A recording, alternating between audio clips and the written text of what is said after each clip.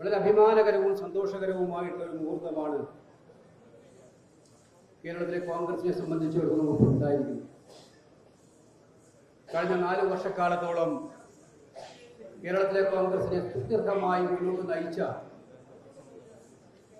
ഏറ്റവും പ്രിയങ്കരനായിട്ടുള്ള ശ്രീ കെ സുധാകരൻ, അദ്ദേഹം ഇപ്പോൾ കഴിഞ്ഞ അദ്ദേഹത്തിൻ്റെ പ്രസംഗത്തിലൂടെ അദ്ദേഹത്തിൻ്റെ കാലഘട്ടത്തിൽ നടത്തിയ വിജയങ്ങളുടെയും പ്രവർത്തനങ്ങളുടെയും സമര മുന്നേറ്റങ്ങളെയും കുറിച്ചൊക്കെ തന്നെ സൂചിപ്പിക്കുകയുണ്ടായി. വളരെ ധീരമായി കേരളത്തിലെ കോൺഗ്രസിനെ കഴിഞ്ഞ 4 വർഷക്കാലം മുന്നോട്ട് നയിക്കാൻ, കോൺഗ്രസ് പ്രവർത്തകരെ ചേർത്ത് പിടിക്കാൻ, നമ്മുടെ രാഷ്ട്രീയ എതിരാളികൾക്കെതിരായിട്ടുള്ള ശക്തമായ പോരാട്ടം നയിക്കാൻ അദ്ദേഹം നൽകിയ സംഭാവനകളെ അങ്ങേയറ്റം അഖിലേന്ത്യാ കോൺഗ്രസ് കമ്മിറ്റിക്ക് വേണ്ടി അഭിവാദ്യം ചെയ്യാൻ ആഗ്രഹിക്കുകയാണ്. നമ്മുടെ ദേശീയ നേതൃത്വം തന്നെ പ്രസിഡന്റ് മല്ലികാർജ്ജുന ഖാർഗെയും പാർലമെന്റിലെ പ്രതിപക്ഷ നേതാവ് ശ്രീ രാഹുൽ ഗാന്ധിയും സൂചിപ്പിച്ചതുപോലെ കേരളത്തിലെ കോൺഗ്രസിന് ഏറ്റവും ശക്തമായ പോരാളിയെ പോലും നേതൃത്വം കൊടുത്ത നേതാവ് എന്ന നിലയിൽ സുധാകരന്റെ പ്രവർത്തനങ്ങളെ പാർട്ടി എല്ലാ കാലത്തും അനുസ്മരിക്കും എന്നുള്ളതാണ് നമുക്കിവിടെ സൂചിപ്പിക്കാനായിട്ടുള്ളത്. അതുകൊണ്ട് തന്നെയാണ് അദ്ദേഹം സ്ഥാനം ഒഴിയുമ്പോൾ അദ്ദേഹത്തിന് കോൺഗ്രസ് പ്രവർത്തക സമിതിയിലെ സ്ഥിരം ക്ഷണിതാവ് എന്ന പദവി നൽകാൻ അഖിലേന്ത്യാ കോൺഗ്രസ് കമ്മിറ്റി തീരുമാനിക്കുകയും ചെയ്തു. സണ്ണി ജോസഫ് മുഖവിരകൾ ആവശ്യമില്ലാത്ത നേതാവാണ്. എനിക്കറിയാം, വളരെ കൊച്ചുനാളിലെ പയ്യന്നൂർ കോളേജിലെ കേരള വിദ്യാർത്ഥി യൂണിയന്റെ പ്രവർത്തകനായി പ്രവർത്തിക്കുന്ന കാലം തൊട്ട് എനിക്കറിയാവുന്ന നേതാവാണ് ശ്രീ സണ്ണി ജോസഫ്. സൗമ്യൻ, മൃദു സമീപനക്കാരൻ, പക്ഷെ ആശയങ്ങളിലും നിലപാടുകളിലും അടിയുറച്ചു നിൽക്കുന്ന ധീരനായ പോരാളി. ഇതാണ് അഡ്വക്കേറ്റ് സണ്ണി ജോസഫ്. പേരാവൂരിൽ നിന്നും 3 തവണ തുടർച്ചയായി എല്ലാ വെല്ലുവിളിയെയും അതിജീവിച്ചുകൊണ്ട് ജയിക്കുക മാത്രമല്ല, കണ്ണൂർ ജില്ലയിലെ കോൺഗ്രസിനെ കെട്ടിപ്പടുക്കാൻ ഏറ്റവും വിലപ്പെട്ട സംഭാവന നൽകിയ ഒരു ധീരനായ നേതാവിനെയാണ് അഖിലേന്ത്യാ കോൺഗ്രസ് കമ്മിറ്റി കേരളത്തിന്റെ പുതിയ പ്രസിഡന്റായി ചുമതല ഏറ്റെടുത്തിരിക്കുന്ന സണ്ണി ആ ചുമതല ഭംഗിയായി നിർവഹിക്കുമെന്നുള്ള കാര്യത്തിൽ തികഞ്ഞ ആത്മവിശ്വാസമുണ്ട് നമുക്കെല്ലാവർക്കും.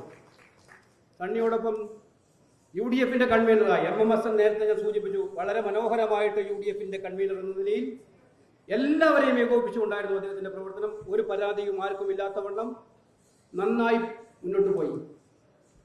ഒരു ടീം പാക്കേജ് വേണം, കേരളത്തിൽ പുനഃസംഘടന ഉണ്ടാകുമ്പോൾ ഒരു ടീം പാക്കേജ് വേണം എന്നതിന്റെ ഒറ്റ ഭാഗമായതുകൊണ്ട് മാത്രമാണ് MMS ആ സ്ഥാനത്ത് മാറുന്നത്. അതുകൊണ്ട് ഹസനെ ഞാൻ അങ്ങേയറ്റത്തെ അഭിനന്ദിക്കാൻ ആഗ്രഹിക്കുകയാണ്. ശ്രീ അടൂർ പ്രകാശ്, ആറ്റിങ്ങൽ പോലെയുള്ള മണ്ഡലം കഴിഞ്ഞ കുറെ വർഷങ്ങളായി നമുക്ക് കിട്ടാതിരുന്ന മണ്ഡലത്തെ തിരിച്ചുപിടിക്കാൻ, ആദ്യമായി തിരിച്ചുപിടിക്കാൻ മാർക്സിസ്റ്റ് പാർട്ടിയുടെ കോട്ടകൊത്തകളിൽ കടന്നു നിന്ന് നേരിടാൻ കഴിയുന്ന ധീരനായ ഒരു നേതാവിനെ തന്നെ UDFന്റെ ചുക്കാൻ ഏൽപ്പിച്ചിരിക്കുന്നതിലൂടെ നമുക്ക് അഭിമാനിക്കാം. UDF അടൂർ പ്രകാശ് ഭദ്രമാണ്. 3 വർക്കിംഗ് പ്രസിഡന്റുമാർ, കഴിഞ്ഞ 3 വർക്കിംഗ് പ്രസിഡന്റുമാരും മിടുക്കന്മാരായിരുന്നു. കോൺഗ്രസ് പ്രവർത്തക സമിതിയിലെ അംഗം, പാർലമെന്റിലെ കോൺഗ്രസിന്റെ ലോക്സഭയിലെ ചീഫ് വിപ്പ്, വർക്കിംഗ് പ്രസിഡന്റ് എന്ന നിലയിലും സുരേഷ് നല്ല പ്രകടനമാണ് കാഴ്ചവെച്ചത്. സിദ്ദിഖ് അതിമനോഹരമായിട്ടുള്ള പ്രവർത്തനങ്ങളാണ് കാഴ്ചവെച്ചത്. അതുപോലെ തന്നെയാണ് ശ്രീ TN പ്രതാപനും. നമുക്കറിയാം, ഈ പ്രദേശത്തെ പ്രശ്നങ്ങൾ, ജനങ്ങളുടെ പ്രശ്നങ്ങൾ ഏറ്റെടുക്കാനും മുന്നോട്ട് പോകാനും നല്ല നിലപാടുകൾ സ്വീകരിച്ചത്. അവർ 3 പേരും പൊതുവായ പുനഃസംഘടനയുടെ ഭാഗമായി മാറി നിൽക്കാൻ തീരുമാനിച്ചപ്പോൾ വന്ന 3 പേർ നിങ്ങൾക്ക് എല്ലാവർക്കും അറിയാം. കേരളത്തിലെ കോൺഗ്രസുകാർ മനസ്സിൽ താലോലിക്കുന്ന പേരുകളാണ്. ശ്രീ ഷാഫി പറമ്പിലും ശ്രീ അനിൽകുമാറും ശ്രീ PC കൃഷ്ണദാസും എന്ന് ഉറപ്പിച്ച് പറയാൻ സാധിക്കും. സണ്ണിയുടെ പുതിയ മാധ്യമങ്ങളൊക്കെ new Sunny team is arrived. Congress എന്ന് പറയുന്ന ഒരു ടീം വർക്കാണ്. ഒരാൾക്കൊന്നും ഒറ്റയ്ക്ക് ചെയ്യാൻ പറ്റില്ല. കോൺഗ്രസ് എല്ലാ കാലത്തും ഒരു ടീം വർക്കിലൂടെ മാത്രമേ ജയിക്കാൻ കഴിഞ്ഞിട്ടുള്ളൂ. സണ്ണിയുടെ നേതൃത്വത്തിൽ 3 വർക്കിംഗ് പ്രസിഡന്റുമാർ, CLP ഉണ്ട്. ഇവിടെ നിയമസഭയുടെ കാര്യങ്ങൾ നോക്കാനും നിയമസഭാ കക്ഷി നേതാവെന്നതിൽ ശക്തമായി മുന്നോട്ട് പോവുകയും ചെയ്യുന്ന CLP ഉണ്ട്. പ്രവർത്തക സമിതി അംഗങ്ങളുണ്ട്. പാർട്ടിയുടെ ഒറ്റക്കെട്ടായിട്ടുള്ള മുൻ പ്രസിഡന്റുമാരുണ്ട്. താഴെത്തട്ടിൽ മുതൽ മുകളിലുള്ള പ്രവർത്തകരുണ്ട്. ഇവരെല്ലാവരും കൂടി നിന്നാൽ നമുക്ക് സംശയം വേണ്ട. നമ്മുടെ ലക്ഷ്യം വളരെ സീരിയസ് ലക്ഷ്യങ്ങളാണ്. 2025 നടക്കാൻ പോകുന്ന തദ്ദേശ ഭരണ സ്ഥാപന തെരഞ്ഞെടുപ്പുകളും 2026 നടക്കുന്ന നിയമസഭാ തെരഞ്ഞെടുപ്പുകളിലും കോൺഗ്രസിനെയും UDFനെയും വിജയിപ്പിക്കുക എന്നുള്ള ഏറ്റവും വലിയ ഭാരിച്ച ദൗത്യത്തിലേക്ക് ഇന്ന് ഈ ഇന്ദിരാഭവനിൽ നിന്നും കൂടുതൽ ക്രിയാത്മകമായി നമ്മൾ മുന്നോട്ട് പോവുകയാണ്. ഞാൻ വിനയപൂർവ്വം അഭ്യർത്ഥിക്കാൻ ആഗ്രഹിക്കുകയാണ്. ഞാൻ നേരത്തെ പറഞ്ഞു ടീം വർക്കാണ്. ഈ ടീം ഒറ്റക്കെട്ടായി മുന്നോട്ട് പോകും. ലക്ഷ്യം ഒന്നേ ഒന്ന് ലക്ഷ്യം.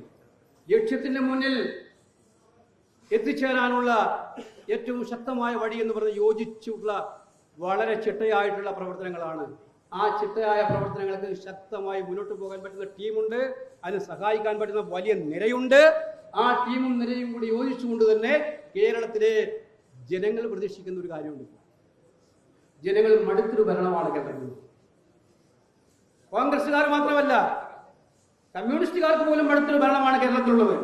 അതുകൊണ്ട് ആ ജനങ്ങളുടെ പ്രതീക്ഷകളെ ഒത്തുവരാൻ കോൺഗ്രസ് എല്ലാം ഒറ്റക്കെട്ടായി ഒരു ടീമായി വിജയത്തിലേക്ക് പോകുന്ന ഒരു കാഴ്ചയാണ് കേരളത്തിലെ ജനങ്ങൾ പ്രതീക്ഷിക്കുന്നത്. ആ പ്രതീക്ഷകൾക്ക് ഒത്തുവരാൻ ഇനി ഒരു നിമിഷം പോലും നമുക്ക് പാഴാക്കാനില്ല എന്നുള്ള കാര്യം നമ്മൾ ഓരോരുത്തരും മനസ്സിലാക്കണമെന്ന് വിനയപൂർവ്വം ഞാൻ അഭ്യർത്ഥിക്കുന്നു. എല്ലാവരും എല്ലാം മറന്ന് എന്റെ കാര്യമല്ല നമ്മുടെ കാര്യം, എന്റെ പ്രശ്നമല്ല നമ്മുടെ പ്രശ്നം, എന്റെ ചിന്താഗതിയല്ല നമ്മുടെ ചിന്താഗതി, ഇതായിരിക്കണം വരുന്ന ഒരു വർഷക്കാലത്തെ ഓരോ കോൺഗ്രസുകാരൻ, അത് താഴെത്തട്ടിലെ വാർഡ് പ്രവർത്തകൻ മുതൽ അഖിലേന്ത്യാ കോൺഗ്രസ് കമ്മിറ്റിയുടെ നേതൃത്വത്തിൽ വരെയുള്ള നേതാക്കന്മാരായ ഞാനടക്കമുള്ള ആൾക്കാരെ ഉണ്ടാകേണ്ടത് എന്നുള്ള കാര്യം ഞാൻ സമർപ്പിക്കുകയാണ്. പാർട്ടി ഇല്ലെങ്കിൽ നമ്മൾ ആരുമില്ല. കോൺഗ്രസ് ആണ് എല്ലാം. മൈനസ് കോൺഗ്രസ് നമ്മളെല്ലാം വട്ടപൂജ്യമാണെന്ന് മുൻകാല അനുഭവങ്ങൾ നമ്മളെല്ലാം തെളിയിപ്പിച്ചിട്ടുണ്ട് എന്നുള്ള കാര്യം നമുക്കറിയാം. അതുകൊണ്ട് പാർട്ടിയെ ശക്തമാക്കാൻ, പാർട്ടി പ്രവർത്തനങ്ങളെ ബോധ്യപ്പെടുത്താൻ, മുന്നോട്ട് കൊണ്ടുപോകാൻ, പാർട്ടി ശ്രേണികളിൽ നിൽക്കാനുള്ള പ്രവർത്തനങ്ങളുമായി മുന്നോട്ട് പോകണം.